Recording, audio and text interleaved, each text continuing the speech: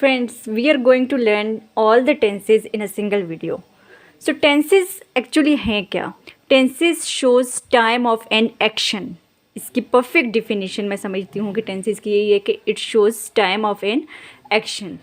So इसमें दो चीज़ें आ जाती हैं, एक time और एक action. और ये सिर्फ tenses सिर्फ यही नहीं बताता कि कोई भी एक्शन किस टाइम में हुआ, बल्कि वो ये भी बताता है कि इधर जो एक्शन है वो कॉन्टीन्यूस है, वो कंप्लीट हो चुका है या फिर वो कंप्लीट होना है. तो दो चीज़ें हैं इसमें टेंसेस में. एक टाइम, तो टाइम 3 टाइप्स का होता है. टाइम के बेस पे हमने इसको 3 टाइप्स में डिवाइड किया है, प्रेजेंट, पास्ट एंड फ्यूचर. और एक्शंस की बेस पे इसको 4 टाइप्स में डिवाइड किया गया है, indefinite, continuous, perfect and perfect continuous. So इस तरह से टोटल टेंसेस जो हमारे पास आ जाते हैं वो हैं 12 टेंसेस. प्रेजेंट टाइम मतलब कि ऑन गोइंग एक्शंस के लिहाज से कितने टेंसेस बन जाते हैं? 4. Present indefinite, present continuous, present perfect and present perfect continuous. इसी तरह से past indefinite, past continuous, past perfect and past perfect continuous. Similarly, future indefinite, future continuous, future perfect and future perfect continuous. So अब tenses की तरफ one by one हम देखेंगे कि उसमें क्या चीज़ चेंज होती है. तो आप उससे पहले ये चीज़ समझ लें कि हर टेंस में हम सेंटेंसेस बनाते हैं, affirmative, negative, interrogative, different types of sentences बनाते हैं. तो हर सेंटेंस का एक स्ट्रक्चर होता है.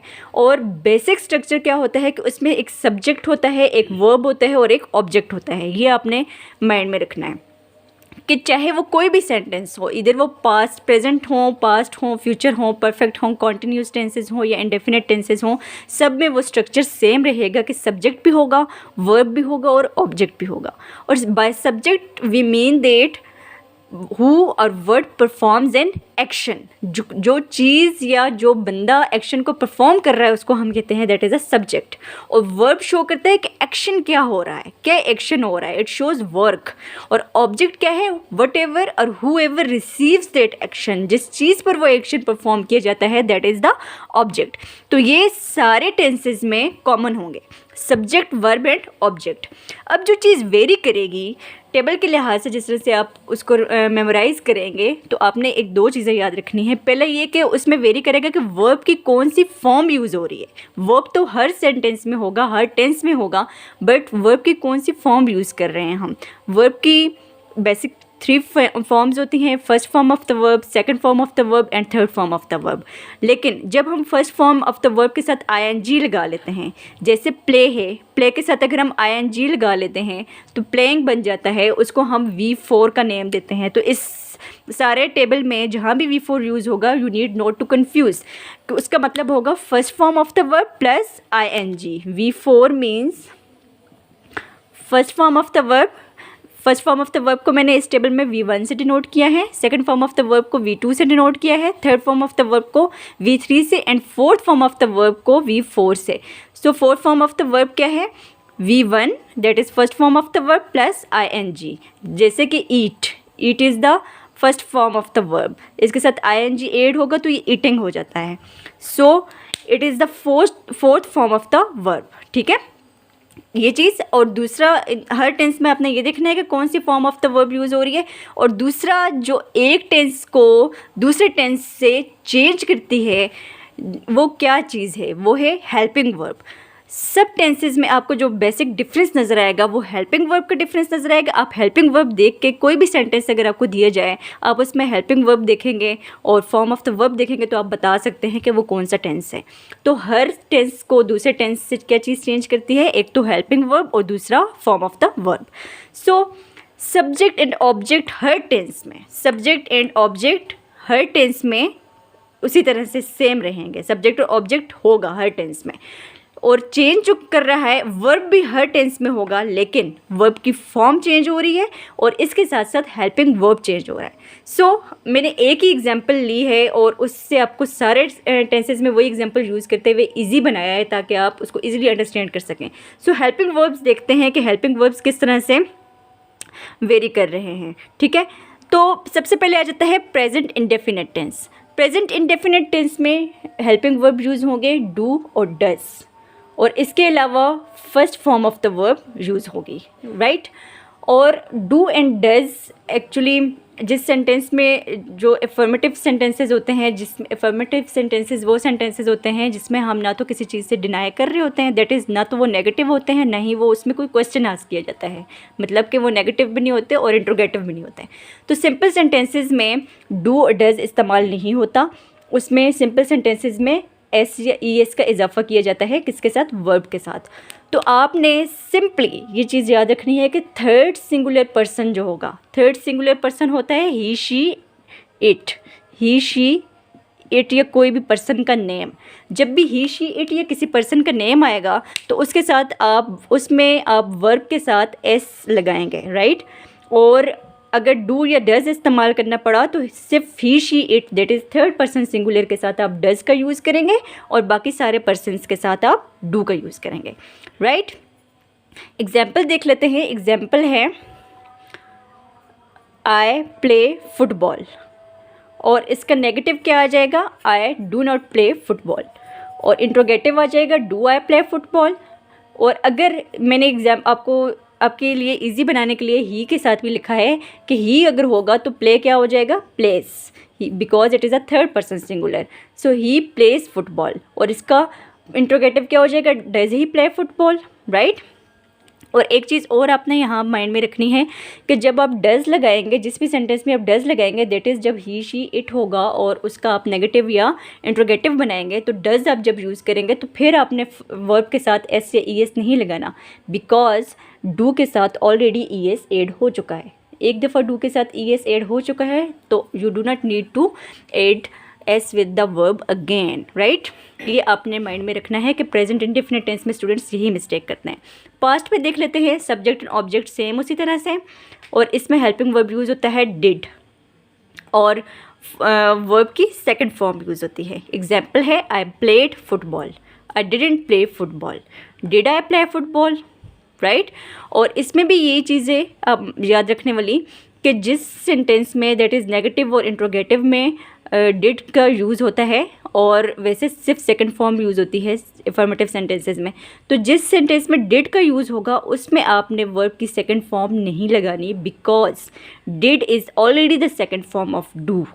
डिड डू की सेकंड फॉर्म है, तो आप एक दफ़ा लगा चुके हो इसको नेगेटिव और इंट्रोगेटिव सेंटेंसेस में। सो आपने प्लेड नहीं यूज़ करना, जहाँ भी डिड होगा आपने प्ले यूज़ करना है, first form of the verb use करनी है, सिंपल वर्ड्स, राइट।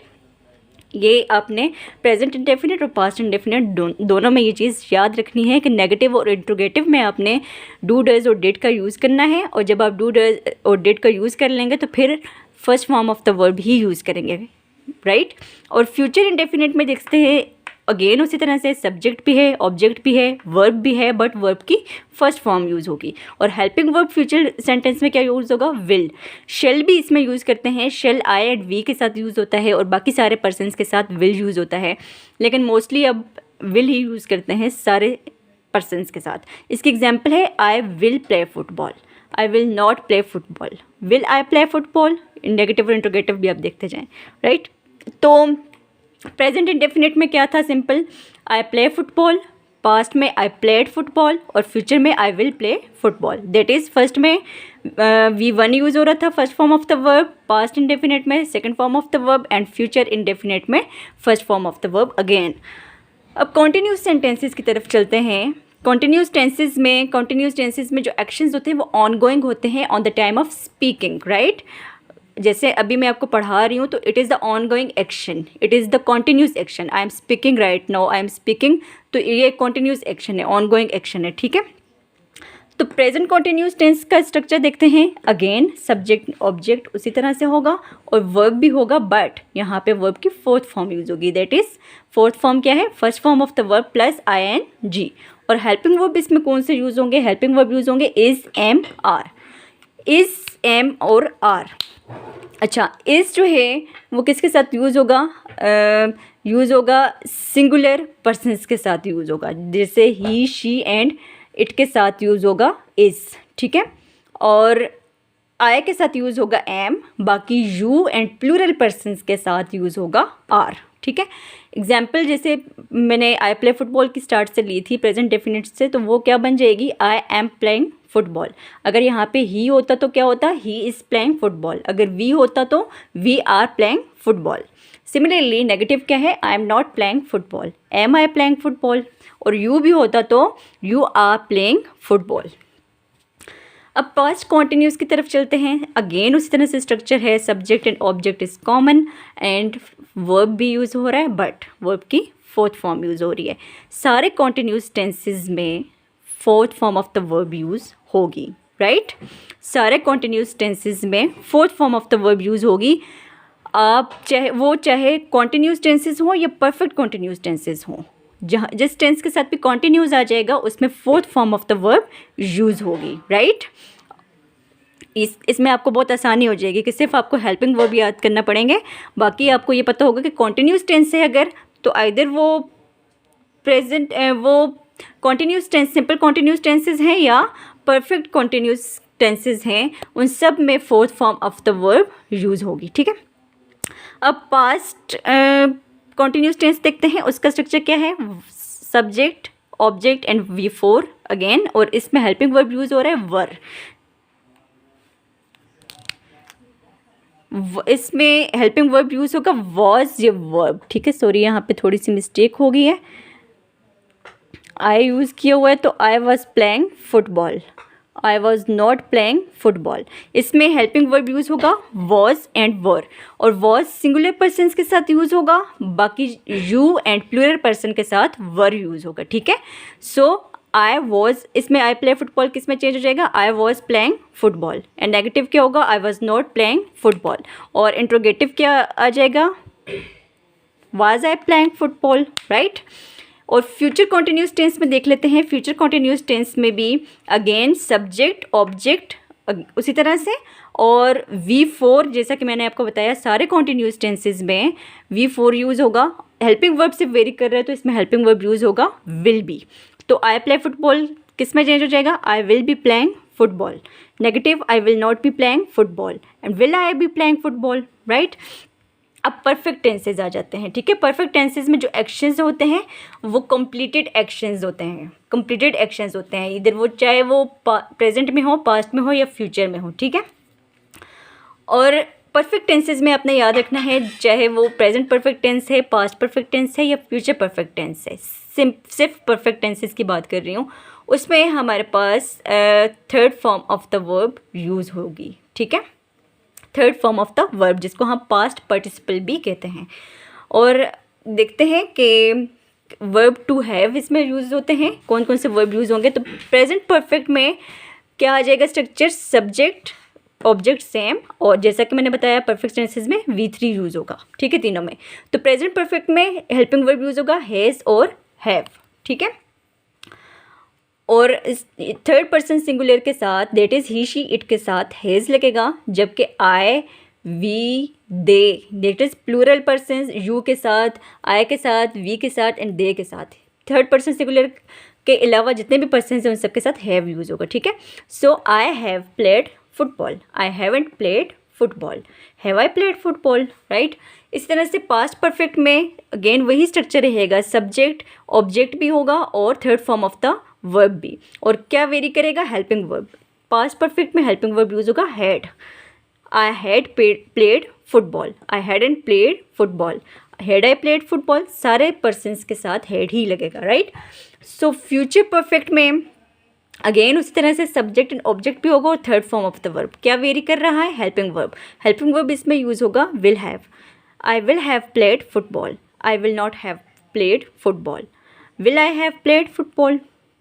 इसी तरह से अब परफेक्ट कॉन्टिन्यूस टेंसेज आ गए हैं, और मैंने जैसे कि आपको पहले बताया कि परफेक्ट कॉन्टिन्यूस टेंसेज में भी क्या लगेगा, fourth form of the verb use होगी, ठीक है। तो again subject fourth form of the verb plus object.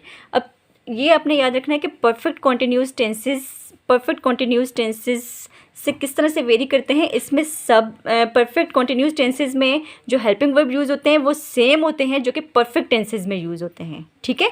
सिर्फ एडिशन होता है बीन का, सारे परफेक्ट कॉन्टिन्यूस टेंसेज में एडिशन हो जाता है बीन का, ठीक है। Fourth form of the verb use होती है सारे परफेक्ट कॉन्टिन्यूस टेंसेज में, और हेल्पिंग वर्ब परफेक्ट टेंसेस वाले ही होते हैं, सिर्फ एडिशन होता है बीन का। जैसे स्ट्रक्चर देख लेते हैं। प्रेजेंट परफेक्ट कॉन्टिन्यूस टेंस में subject plus has have plus been plus fourth form of the verb plus object. That is I have been playing football, I have not been playing football.